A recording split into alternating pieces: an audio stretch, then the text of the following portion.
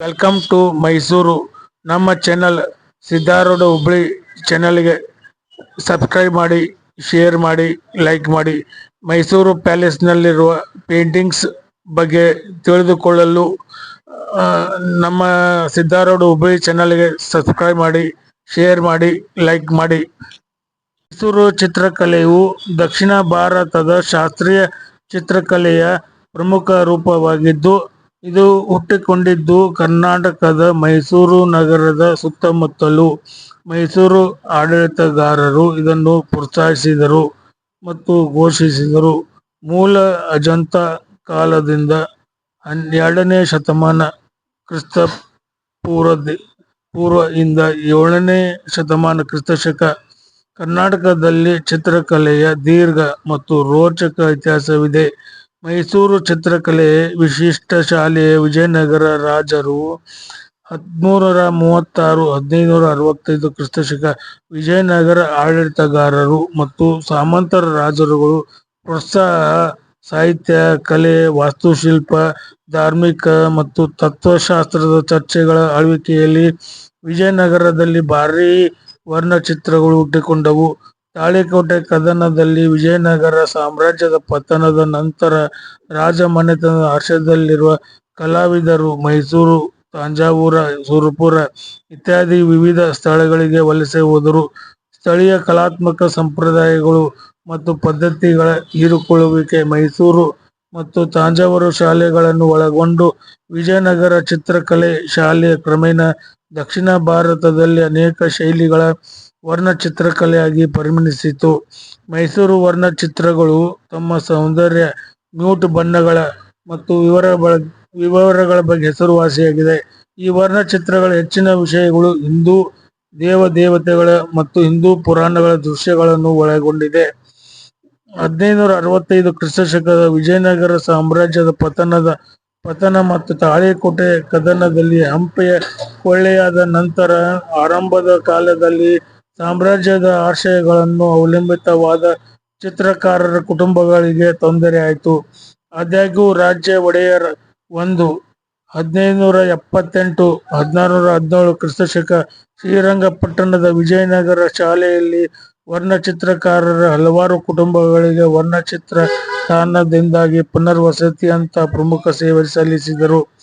ರಾಜ ಒಡೆಯರ ಉತ್ತರಾಧಿಕಾರಿಗಳು ಪೌರಾಣಿಕ ದೃಶ್ಯಗಳನ್ನು ದೇವಾಲಯಗಳು ಮತ್ತು ಅರಮನೆಗಳಲ್ಲಿ ಸಿದ್ಧಪಡಿಸುವ ಮೂಲಕ ಚಿತ್ರಕಲೆಯನ್ನು ಪೋಷಿಸಿ ಮುಂದುವರೆಸಿದರು. ಆದಾಗ್ಯೂ ಈ ಯಾವುದೇ ವರ್ಣಚಿತ್ರಗಳು ಒಂದು ಬದಿಯಲ್ಲಿ ಬ್ರಿಟಿಷ್ ಮತ್ತು ಹೈದರ್ ಅಲಿ ಮತ್ತು ಮತ್ತೊಂದು ಬದಿಯಲ್ಲಿ ಟಿಪ್ಪು ಸುಲ್ತಾನ್ ಗುಂಪಿನ ಧ್ವಂಸ ಕಾರಣದಿಂದಾಗಿ ಉಳಿಯಲಿಲ್ಲ. ಹೈದರ್ ಮತ್ತು ಟಿಪ್ಪು ಸಂಕ್ಷಿಪ್ತ ಅವಧಿಗೆ ಮೈಸೂರು ರಾಜ್ಯಭಾರ ವಹಿಸಿಕೊಂಡರು. ಆದಾಗ್ಯೂ ಟಿಪ್ಪು ಮತ್ತು ಹೈದರ್ ಆಳ್ವಿಕೆಯಲ್ಲಿ ಕಲಾವಿದರ ಆಶ್ರಯ ಮತ್ತು ಅಭಿವೃದ್ಧಿ ತುಂಬಾ ಹೊಲಸಾಗಿ ಬೆಳೆಯಿತು.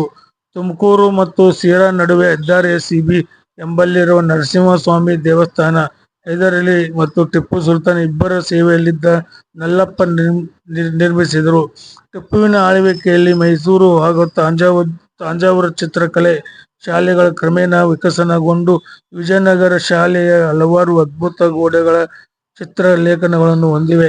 ಶ್ರೀರಂಗಪಟ್ಟಣ ಗಂಜಾಂ ಟಿಪ್ಪು ಸುಲ್ತಾನನ ಡೇರಿಯಾ ದೌಲತ್ ಬಾಗ್ ಅರಮನೆಯಲ್ಲಿ ಪುಲಿಲೂರು ಕದನ ಇತರ ಬಣ್ಣದ ಕೆಲಸ ವಿವರಿಸುವ ಭಿತ್ತಿಚಿತ್ರಗಳು ಸಹ ಚಿತ್ರಕಲೆಯ ಮೈಸೂರು ಶಾಲೆಯ ಪ್ರಮುಖ ಉದಾಹರಣೆಗಳಾಗಿವೆ.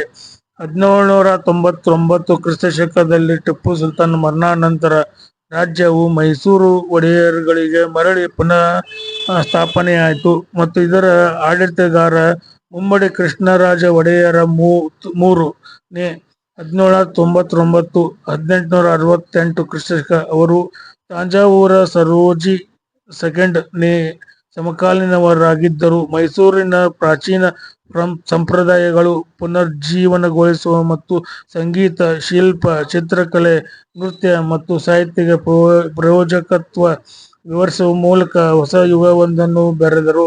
ಈವರೆಗೆ ಉಳಿದುಕೊಂಡಿರುವ ಮೈಸೂರು ಶಾಲೆ ಸಾಂಪ್ರದಾಯಿಕ ವರ್ಣಚಿತ್ರಗಳು ಬಹುತೇಕ ಈ ಆಳ್ವಿಕೆಗೆ ಸೇರಿದವು. ಇದಲ್ಲದೆ ಕೃಷ್ಣ ದೇವರಾಜ ಒಡೆಯರ್ ಅವರು ಅನೇಕ ವರ್ಷಗಳವರೆಗೆ ಮೈಸೂರು ಶೈಲಿಯ ಮೇಲೆ ಸಿದ್ಧ ಗಣಕ ಉಳಿಯುವ ತಮ್ಮ ಮೇರುಕೃತಿ ಶ್ರೀ ತತ್ವನಿಧಿ ಮೂಲಕ ಮೈಸೂರು ಶಾಲೆಯ ಕಲಾವಿದರಿಗೆ ಹೊಸ ಹರಿವನ್ನು ಒದಗಿಸಿದ್ದಾರೆ. ಜಗನ್ಮೋಹನ್ ಅರಮನೆ ಮೈಸೂರು ಗೋಡೆಗಳ ಮೇಲೆ ಕೃಷ್ಣರಾಜ ಒಡೆಯರ ಅಡಿಯಲ್ಲಿ ಪ್ರವರ್ಧಮಾನಕ್ಕೆ ಬಂದ ವರ್ಣಚಿತ್ರಗಳ ಆಕರ್ಷಕ ವ್ಯಾಪ್ತಿಯನ್ನು ನೋಡಬಹುದು. ಮೈಸೂರು ಆಡಳಿತಗಾರರ ಭಾವಚಿತ್ರಗಳು ತಮ್ಮ ಕುಟುಂಬ ಸದಸ್ಯರು ಮತ್ತು ಭಾರತದ ಇತಿಹಾಸದಲ್ಲಿನ ಪ್ರಮುಖ ವ್ಯಕ್ತಿಗಳ ಹಿಂದೂ ಧರ್ಮದ ಮತ್ತು ಪೌರಾಣಿಕ ದೃಶ್ಯಗಳನ್ನು ಚಿತ್ರಿಸುವ ಭಿತ್ತಿಚಿತ್ರಗಳು ಕಲಾವಿದರ ಸ್ವಯಂ ಚಿತ್ರಗಳ ಮೂಲಕ ಕೃಷ್ಣದೇವರಾಜ ಒಡೆಯರ್ ಚಿತ್ರಿಸಲು ಮುಂದಾದರು.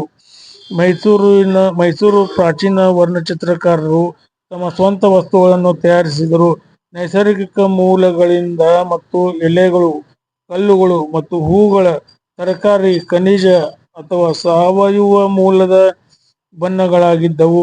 ಸೂಕ್ಷ್ಮ ಕೆಲಸಕ್ಕೆ ಅಳಿಲು ಕೂದಲಿನ ಕುಂಚಗಳು, ಆದರೆ ಅತಿಸೂಕ್ಷ್ಮ ರೇಖಾಚಿತ್ರ ಸಾಲುಗಳಿಗೆ ಚೂಪಾದ ಬ್ಲೇಡುಗಳು, ವಿವಿಧ ಹುಲ್ಲಿನಿಂದ ಮಾಡಿದ ಕುಂಚ ಬಳಸಬೇಕು. ಭೂಮಿ ಮತ್ತು ತರಕಾರಿ ಬಣ್ಣಗಳ ದೀರ್ಘಕಾಲೀನ ಗುಣಮಟ್ಟದ ಕಾರಣ ಮೂಲ ಮೈಸೂರು ವರ್ಣಚಿತ್ರಗಳು ತಮ್ಮ ತಾಜಾತನವನ್ನು ಮತ್ತು ಹೊಳಪು ಇಂದಿಗೂ ಉಳಿಸಿಕೊಂಡಿವೆ. ಮೈಸೂರು ಚಿತ್ರಕಲೆಯು ಕೃಷ್ಣ ತನ್ನ 8 ಮುಖ್ಯ ಪತ್ನಿಯರೊಂದಿಗೆ ಚಿತ್ರಿಸಿದೆ. ಸೂಕ್ಷ್ಮ ರೇಖೆಗಳು, ಸಂಕೀರ್ಣವಾದ ಕುಂಚ ರೇಖೆಗಳು, ವೈಯಕ್ತಿಕ ಆಕರ್ಷಕವಾದ ನಿಯೋಜ ಮತ್ತು ಪ್ರಕಾಶಮಾನವಾದ ತರಕಾರಿ ಬಣ್ಣಗಳು ಮತ್ತು ಹೊಳಪಿನ ಚಿನ್ನ ಎಲೆಗಳಿಂದ ಮೈಸೂರು ವರ್ಣಚಿತ್ರಗಳು ವಿಶಿಷ್ಟವಾಗಿವೆ.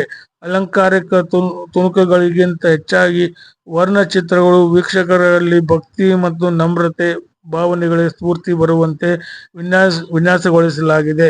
ವಿವಿಧ ಭಾವನೆಗಳನ್ನು ಅಭಿವ್ಯಕ್ತಿ ನೀಡುವ ವರ್ಣಚಿತ್ರಕಾರನ ವೈಯಕ್ತಿಕ ಚಿತ್ರಕಲೆ ಕೌಶಲ್ಯ ಈ ಶೈಲಿಯ ಚಿತ್ರಕಲೆಗೆ ಪ್ರಾಮುಖ್ಯತೆ ನೀಡಿದೆ. ಪೇಂಟಿಂಗ್ಸ್ನಲ್ಲಿ ಮೈಸೂರಿನ ಬಗ್ಗೆ, ಮೈಸೂರು ಪ್ಯಾಲೇಸಿನ ಬಗ್ಗೆ, ರಾಜರುಗಳ ಬಗ್ಗೆ ಮತ್ತು ಸೈನಿಕರ ಬಗ್ಗೆ ಮತ್ತು ಸೈನಿಕರು ಕುದುರೆಗಳ ಬಗ್ಗೆ, ಮೈಸೂರು ದರ್ಬಾರವನ್ನು ಹೇಗೆ ನಡೆಸಲಾಗುತ್ತದೆ ಎಂದು ಪೇಂಟಿಂಗ್ಸ್ನಲ್ಲಿ ತೋರಿಸಲಾಗಿದೆ. ಇದು ವರ್ಲ್ಡ್ ಫೇಮಸ್ ಪೇಂಟಿಂಗ್ಸ್ ಆಗಿದ್ದು ಅತಿ ಹೆಚ್ಚು ಪ್ರಾಮುಖ್ಯತೆಯನ್ನು ಪಡೆದಿದೆ. ಮೈಸೂರು ವರ್ಣಚಿತ್ರಗಳು ತಮ್ಮ ಸೌಂದರ್ಯ, ಮ್ಯೂಟ್ ಬಣ್ಣಗಳು ಮತ್ತು ವಿವರಗಳ ಬಗ್ಗೆ ಹೆಸರುವಾಸಿಯಾಗಿದೆ. ಈ ವರ್ಣಚಿತ್ರಗಳ ಹೆಚ್ಚಿನ ವಿಷಯಗಳು ಹಿಂದೂ ದೇವತೆಗಳು ಮತ್ತು ಹಿಂದೂ ಪುರಾಣ ದೃಶ್ಯಗಳ ಬಗ್ಗೆ ಒಳಗೊಂಡಿದೆ. ರಾಜ ಒಡೆಯರ್ ಉತ್ತರಾಧಿಕಾರಿ ಪೌರಾಣಿಕ ದೃಶ್ಯಗಳನ್ನು ದೇವಾಲಯಗಳು ಮತ್ತು ಅರಮನೆಗಳನ್ನು ಸಿದ್ಧಪಡಿಸುವ ಮೂಲಕ ಚಿತ್ರಕಲೆಯನ್ನು ಪೋಷಿಸಿ ಮುಂದುವರಿಸಿದರು. ಈ ಯಾವುದೇ ವರ್ಣಚಿತ್ರಗಳು ಒಂದು ಬದಿಯಲ್ಲಿ ಬ್ರಿಟಿಷ್ ಮತ್ತು ಮುಂದೆ ಟಿಪ್ಪು ಸುಲ್ತಾನ್ ಧ್ವಂಸ ಕಾನೂನು ಉಳಿಯಲಿಲ್ಲ. ಮನೆ ಬಾಗಿಲು ಸುಂದರವಾದ ಹಿತ್ತಾಳೆಯ ಫಿಲಿಗ್ರಿ ಅನ್ನು ಹೊಂದಿದ್ದು ರಾಜ ಲಾಂಛನ ಮತ್ತು ಲಾಂಛನವನ್ನು ಹೊಂದಿದೆ. 2 ತಲೆಯ ಹದ್ದು ಲಾಂಛನದ ಮಧ್ಯಭಾಗವನ್ನು ರೂಪಿಸುತ್ತದೆ. ಕಂಚಿನ ಹುಲಿಗಳು ಇವೆ. ಇವು ಅರಮನೆಯ ದ್ವಾರಗಳಾಗಿವೆ, ಆದರೆ ಇವುಗಳ ಜೊತೆಗೆ ಅರಮನೆಯ ಆವರಣಕ್ಕೆ ಕಮಾನು ಮೂಲಕ ನೀವು ಪ್ರವೇಶಿಸಬಹುದು. ಆರಂಭದಲ್ಲಿ ಬ್ರಿಟಿಷ್ ಶಿಲ್ಪಿ ಒಬ್ಬರು ತಯಾರಿಸಿದರು. ಪೌರಾಣಿಕ ಕಥೆಗಳನ್ನು ಅಥವಾ ದೈನಂದಿನ ಜೀವನದ ದೃಶ್ಯಗಳನ್ನು ಚಿತ್ರಿಸಲು ಸೊಗಸಾಗಿ ಜೋಡಿಸಲಾದ ಹಲವಾರು ಗೊಂಬೆಗಳನ್ನು ಹೊಂದಿರುವ ಉದ್ದವಾದ ಕಾರಿಡಾರ್. ಮೈಸೂರು ಅರಮನೆಯಲ್ಲಿರುವ ಗೊಂಬೆ ಸಂಗ್ರಹವು ರಾಜಮನೆತನದ ಸಂಗ್ರಹವಾದ ಭಾಗವಾಗಿತ್ತು. ಕೆಲವು ಗೊಂಬೆ ಮನೆಗಳನ್ನು 1920ರ ದಶಕದಲ್ಲಿ ಯುರೋಪಿನಿಂದ ತರಿಸಲಾಗಿದೆ.